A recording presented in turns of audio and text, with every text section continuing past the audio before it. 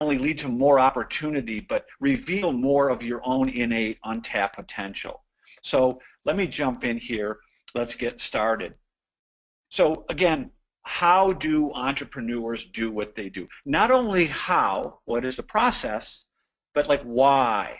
What are the underlying motivational factors, the psychological factors, and the circumstantial factors that encourage people to be entrepreneurial? So I'm going to talk in the next 30 minutes or so about the entrepreneurial mindset. I'm going to talk about the entrepreneurial process and how those two sort of mash together. And then from that, I'm going to talk about 8 essential habits that we distilled from hundreds of hours of interviews, face-to-face interviews with entrepreneurs from all over the world. So let's get started. First, I'm going to talk about the mindset. What is a mindset, right? I co-authored a book in 2010 with the Pulitzer nominee Clifton Talbert. As I was interviewing entrepreneurs around the U.S., I stumbled across Clifton Talbert. Among his many accomplishments, he was also one of the founders of the Stairmaster exercise company. And when I asked him how he learned how to be an entrepreneur, he explained to me that he was born in a very poverty-stricken agrarian community, a cotton community in the 1940s in the Mississippi Delta. He was born to a teenage mother and did not know his father was working in the cotton fields like most African Americans were at the time, males. And so Clifton explained to me that when he was about 13, he went to work for his Uncle Cleve Mormon. That's his picture on the cover of the book. And Uncle Cleve owned the local ice house. And here's a guy with a 4th grade education who's not allowed in the bank, let alone access to higher education, venture capital, and all these things. Here's a man who has no particular advantage in life, a distinct disadvantage, we could say. No intellectual, no academic, no financial, no government contracts or relationships that gave him an advantage. The only advantage he had was the mental model, the way he was thinking, the framework for his logic. And as I put together in this slide that's in the book, it's really deceptively simple, and it begins with this basic awareness that it's our responsibility to figure out how to be useful to others, and that by doing so we can empower ourselves. So let's just start with that as a fundamental premise of entrepreneurship, right? And it's deceptively simple, but it's decidedly different from the way we have been taught to think. And most of us have been educated to think, you're going to do what you're told, you're going to work within an organization where whatever is useful has already been figured out, and you're going to fulfill a job description within that organization. And that logic is no longer, it's not nearly as relevant as it was, say, 50 years ago. So I want to put a definition to the word mindset that we can all embrace, right? It's a fancy word, it's a buzz phrase, people toss it about quite often. And I'm defining the mindset as the underlying beliefs and assumptions that influence our behavior. It's really that simple. There's a collective mindset and there's an individual mindset. Now, a key word here is underlying, right? Much of our mindset is not available to us consciously. And this is a little, subtlety that should keep us all awake at night, right? In social science, they're telling us, 2/3 of our decision-making process is not really available to us consciously. So if we're studying entrepreneurial culture like any other culture, on the surface there are visible artifacts, the business, the cars, the wealth, the whatever. Just below the surface are the espoused values, but deeper yet are these underlying, deeply held, taken for granted, largely unconscious assumptions that are the true source of our actions. And so that's an important distinction I want to make, and that's where we look when we're interviewing entrepreneurs. Their espoused values aren't really telling the whole story. There are deeper assumptions that don't always come out explicitly. A quote, R.D. Laing, the range of what we think and do is limited by what we fail to notice. Right? And by the way, we'll share these slides with all of you immediately following the presentation. So don't fear if you want to write a quote down or whatever. So a mindset, there's some aspects of it I want to bring to your awareness. The perceptions of ourself, these deeply held perceptions about who we are, what we're capable of, what we deserve, and also the perceptions of the outer world. How does it work? Where do we fit in? How are we going to contribute? What's possible? What's not possible? Mostly subconscious. Our mindset influences our goals and expectations, drives our attitudes and behavior.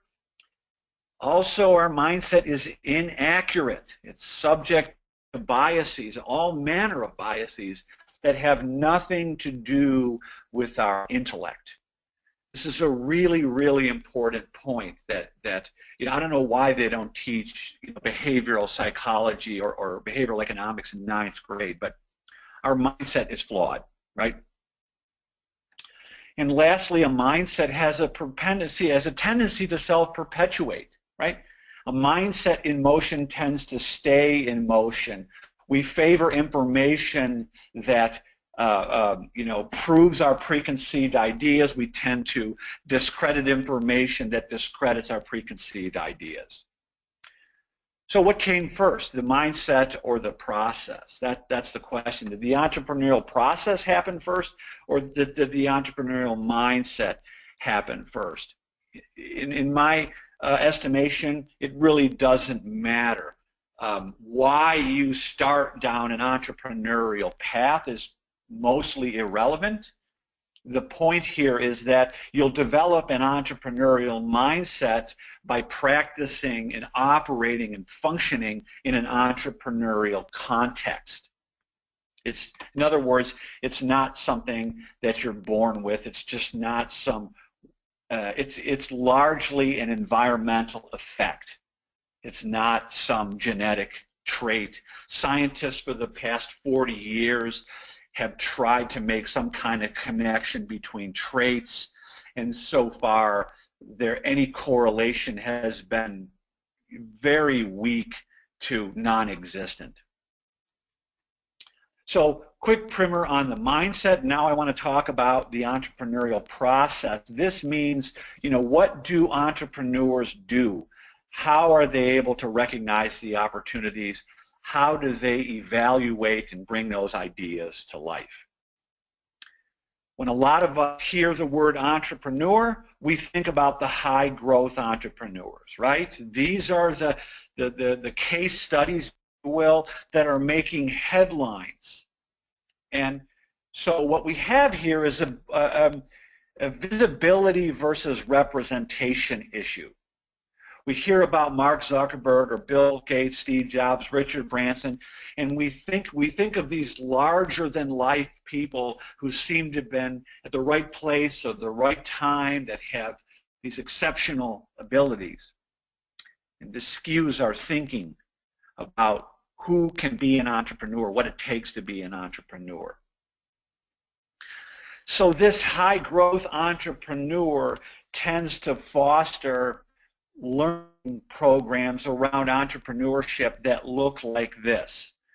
There's a technology-centric bias, right? Come up with some high-growth idea, some big idea, Uber, Snapchat with obvious high-growth potential, write a business plan, do some market research, look into your crystal ball and make some financial projections and then present your idea to a venture capital investment. So we see various forms of this at universities all over the world.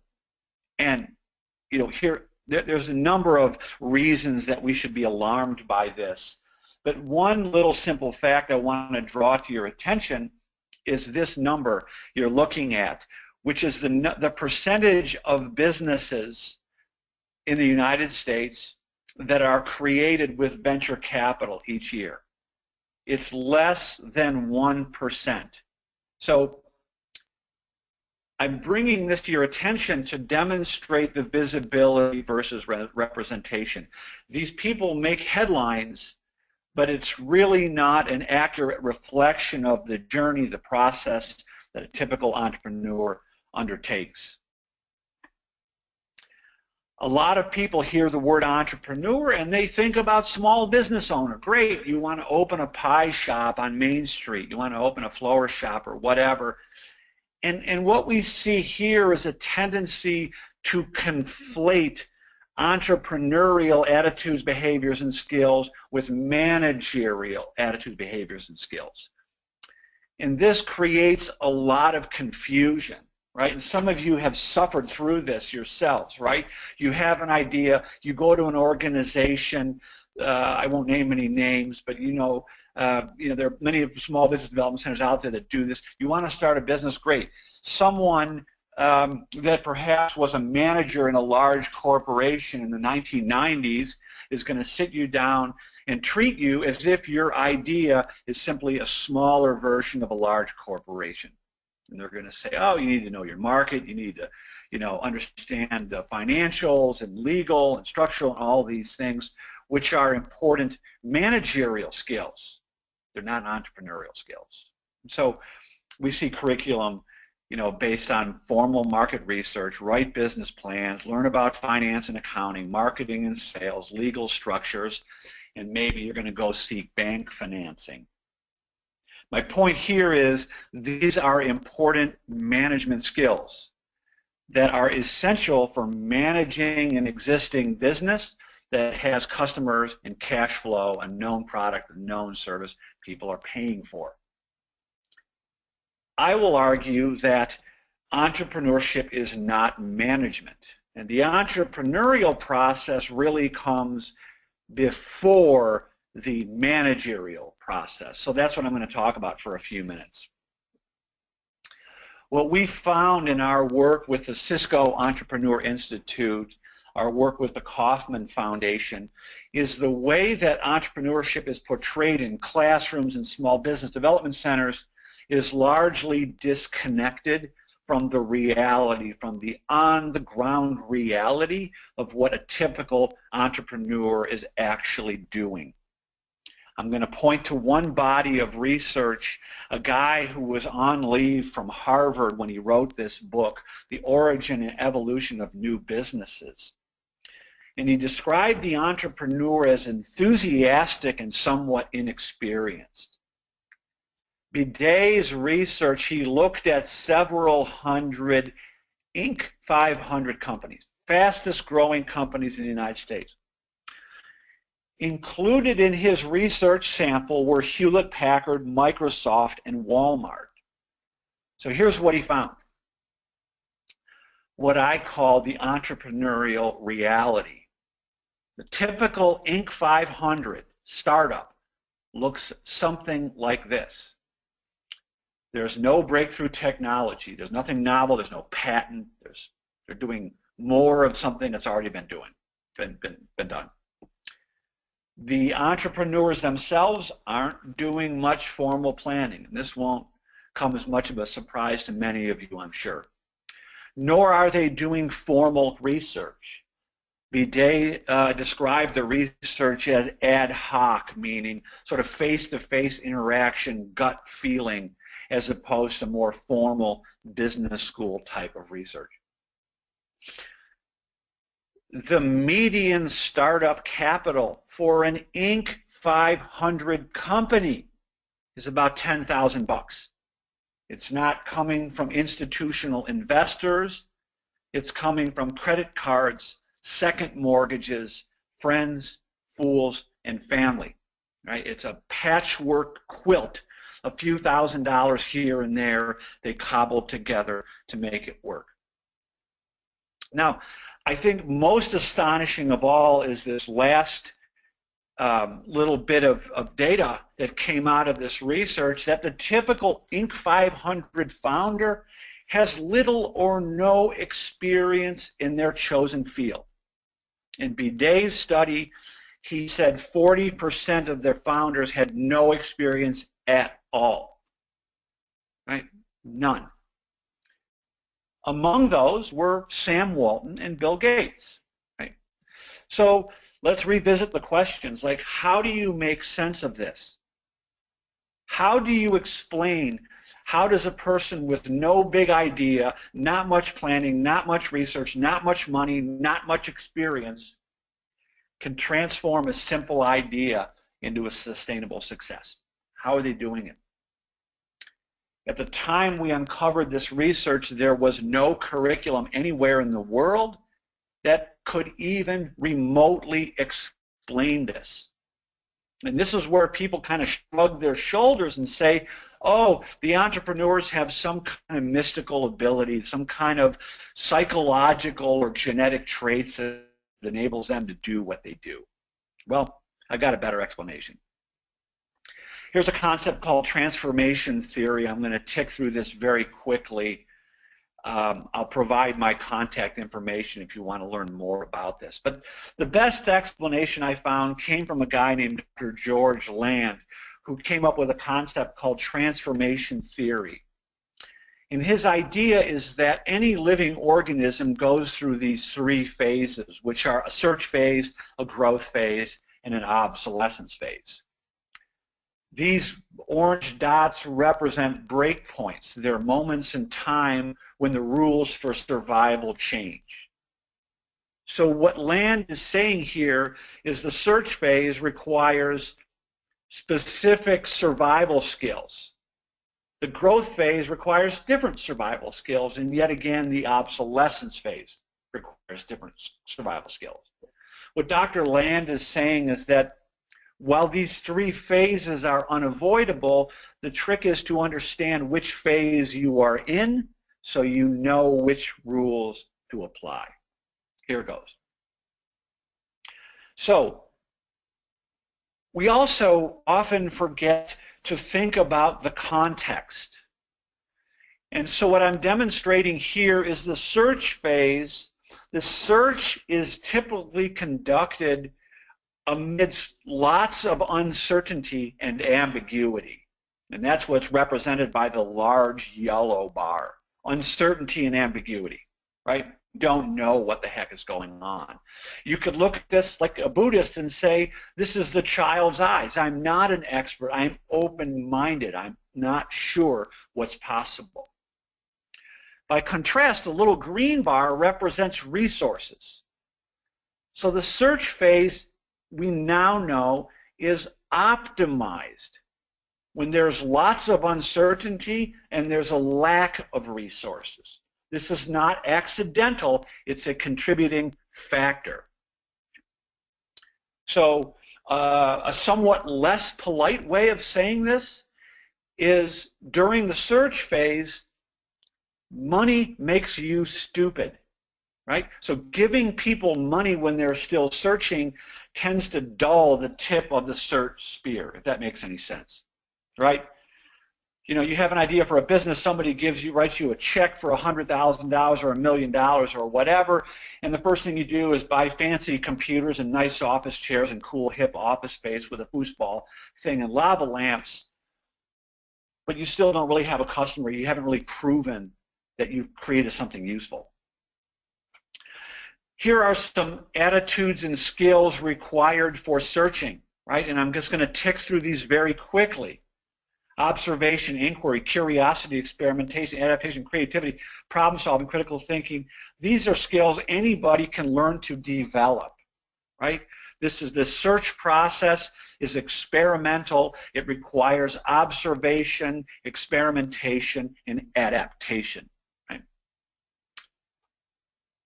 I would love to mention that what's equally important here is what search does not require. It doesn't require access to venture capital or a computer science degree. It doesn't require a genius IQ or some special privilege or advantage. These are skills anyone can develop, right? Once we find the connection, the search phase is where the organism, that's you, is searching for a connection with its environment.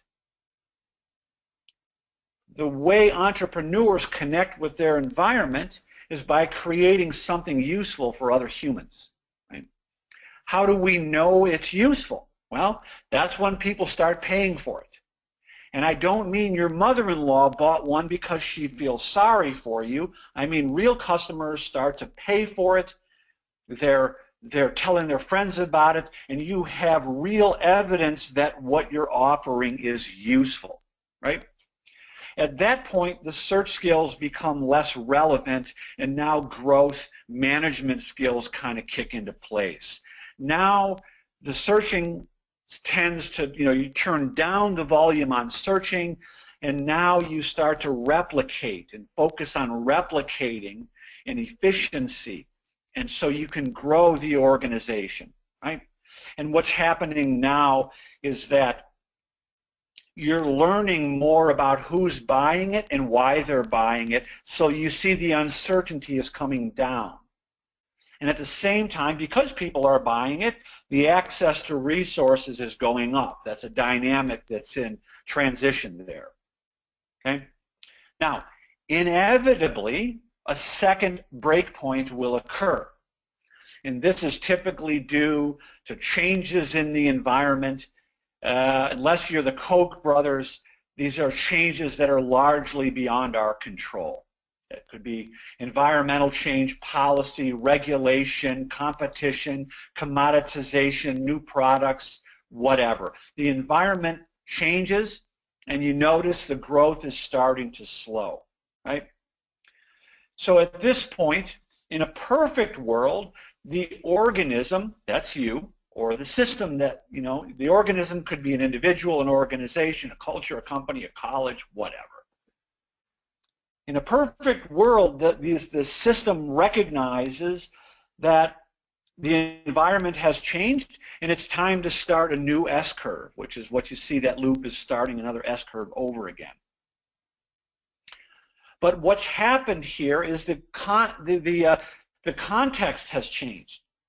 The system has grown and now has access to resources, and it also has a perception of, like an assumption of complete knowledge, which can be detrimental, right? The organization becomes large and starts to think, we're Kodak, we know everything there is to know about film, right? So nonetheless, lots of resources, limited uncertainty, right? And the skill set required here, these are large-scale innovation acquisitions. Usually the market is visible. They can analyze it before they act upon it. Requires formal research, in-depth analysis, careful planning, projections.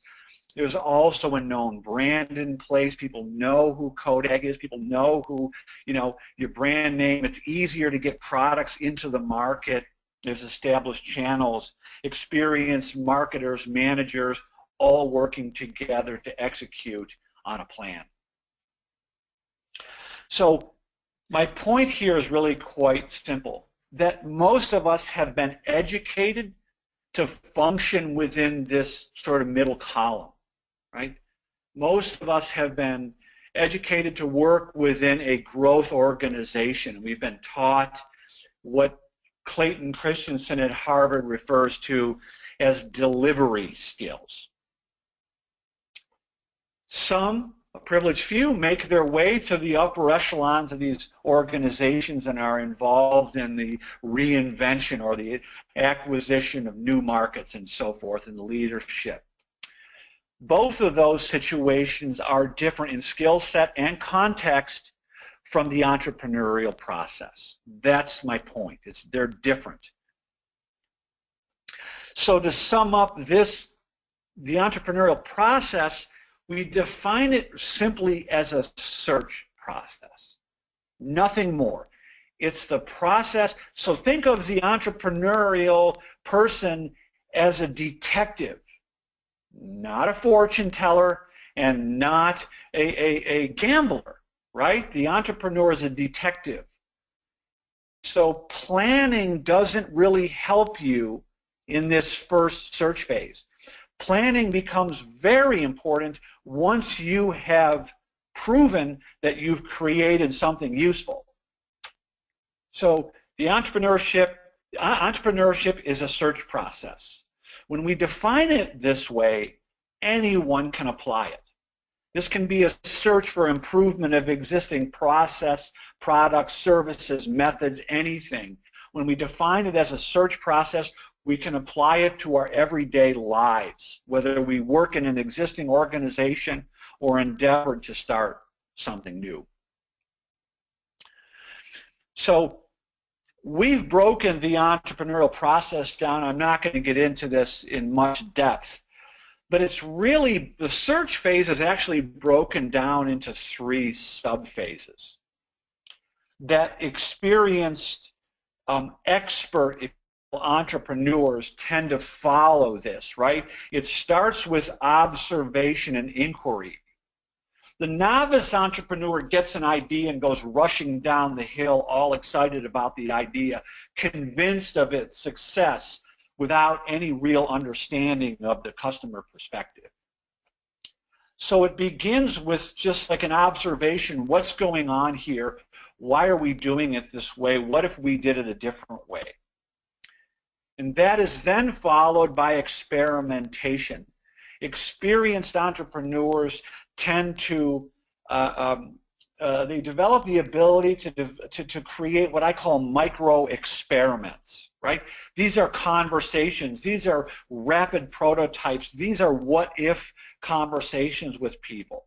They're constantly experimenting and adapting before they make the large-scale investment of time and resources into an idea.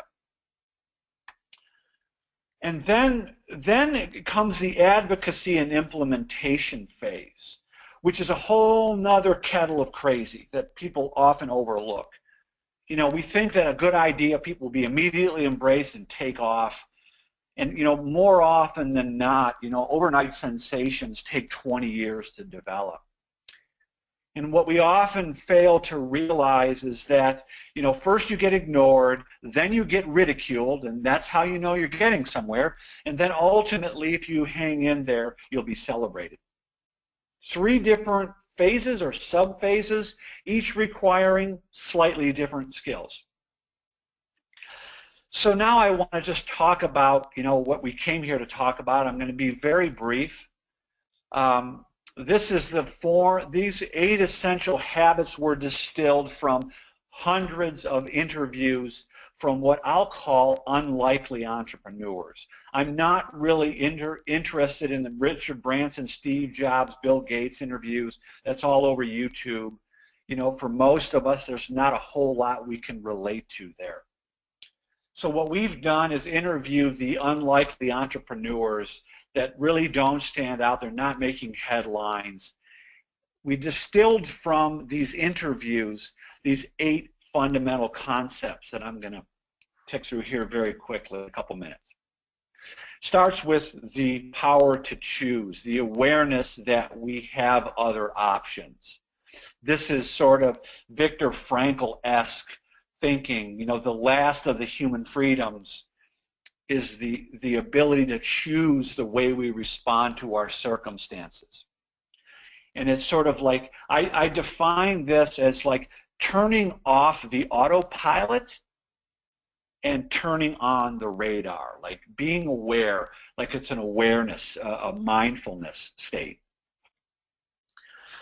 The second concept is really a very simple one that I alluded to earlier. Problems are opportunities, right? So again, autopilot off, radar on.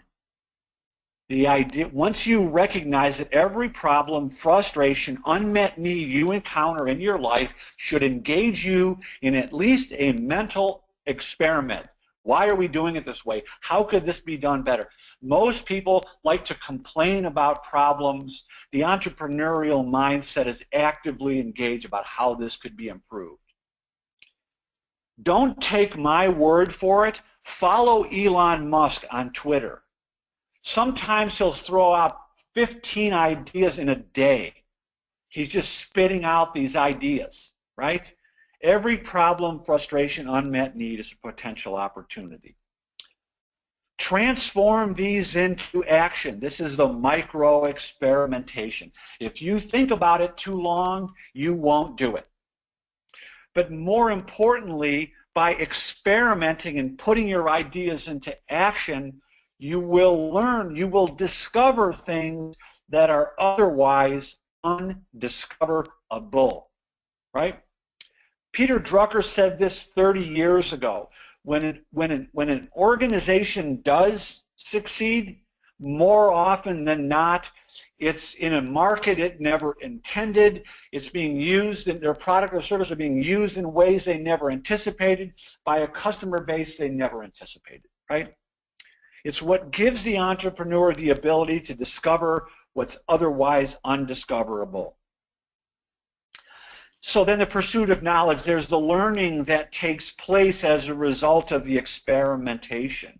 This is sort of the core loop of entrepreneurial thought and process. Every problem is an opportunity, testing, thinking, learning constantly. Now, the second row of habits, 5, 6, 7, and 8, are sort of the organic outcomes of the first habits. So try not to think of this as a collection of habits that you have to memorize. These are things that should happen organically as you pursue this behavioral path, if you will, as you proceed down an entrepreneurial path. So creating wealth is really about being resourceful. As an entrepreneur, you become very aware of time as a resource. You start to develop a sense of self-efficacy that makes you very aware of every minute of your time and focus resources. You get $500 from a tax return. The non-entrepreneur will spend it on a vacation or a new television, on recreational things, where the entrepreneur will spend that money on something that will advance their ideas. It's really about resourcefulness. One of the most powerful lessons I learned from interviewing Cliff Talbert about his Uncle Cleve is this idea that if you want to be wealthy, or do you want to look wealthy? Because most people wind up choking themselves with debt trying to appear successful. Uncle Cleve had money in the bank, but he was driving an old beat-up truck. His clothes were threadbare. He wasn't eating in high-dollar restaurants. This is the Sam Walton model, right? Again, Elon Musk talks about teaching himself to live on $3 a day when he had millions of dollars in the bank. Just teaching yourself how to do that. Building a brand is just about being reliable. Creating community is surrounding yourself with other successful entrepreneurs who've been on your path, who will help you. Rising tide lifts all boats. And lastly, it's about the power of persistence. It's about resilience. The overnight success takes 20 years, and expecting things to be easy is a mistake. So, quick summary. Mindset is shaped by experience. It's largely unconscious. It's not a genetic trait. It's an environmental effect. Entrepreneurship is a search process, right? So even if you're managing a business, some portion of your mental capacity should be focused on looking around and asking questions and thinking about why are we doing it this way, rather than mindlessly just accepting things as they are. And then lastly, searching requires search skills. These are skills that anyone can learn to develop. They're simply skills that historically our systems of education have underlooked or overlooked, undervalued, or ignored. They're pretty basic skills. So, pardon me for please excuse this, heavily texted slide. But I found this, you can find this quote from Steve Jobs when he was interviewed, when he was kicked out of Apple in the 1980s. And he described this so eloquently that, when you grow up, you tend to get told the world is the way it is.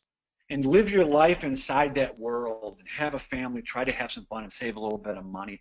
And he said that's a recipe for a very limited life. And what he's articulating here is that once you realize like you can create something, you can contribute, you can build something of your own, life becomes much more interesting. And I'll add to that not only will life become more interesting, but you'll discover abilities within yourself that you didn't know you had. So I just want to close with that comment. I'm happy to take questions, and again, thank you all for joining me today. I hope this is useful information. You can learn more about the work we do at elimindset.com.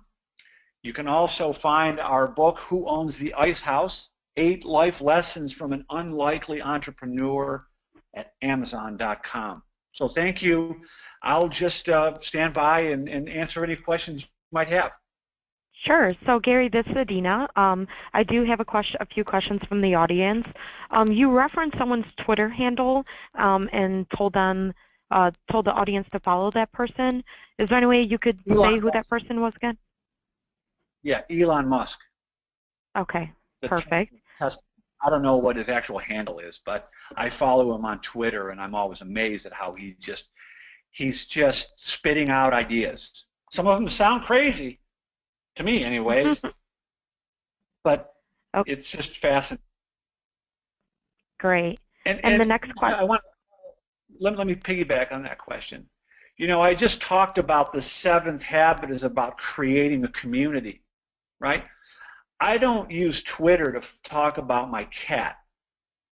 I've created like a very powerful news feed for myself with Twitter.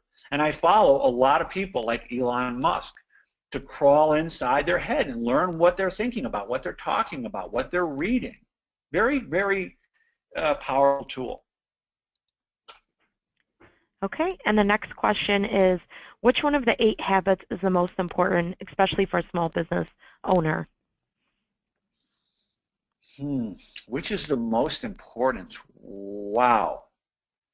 I would say it's really the first, which is the power to choose. And why I'm saying that is like most people, there's so many of the entrepreneurs I've interviewed. Let me use one example. Brian Scudamore, I interviewed in 2010. He's in the Ice House Entrepreneurship course that we teach all around the world. It's taught in universities. He talks about the power of vision. So many of the entrepreneurs I've interviewed talk about thinking about create the life you imagine. What do you want to have happen? And creating that compelling future is really what engages you, right? And so many of us just caught up day to day out there in the world, beating our heads against the wall trying to pay the bills, and we don't have a bigger vision. So I think that's the starting point. What is it you want to have happen with your time on Earth? And what are you going to contribute in return? Okay. And then I have another question. Can you maintain the entrepreneurial mindset when your business is in a mature state?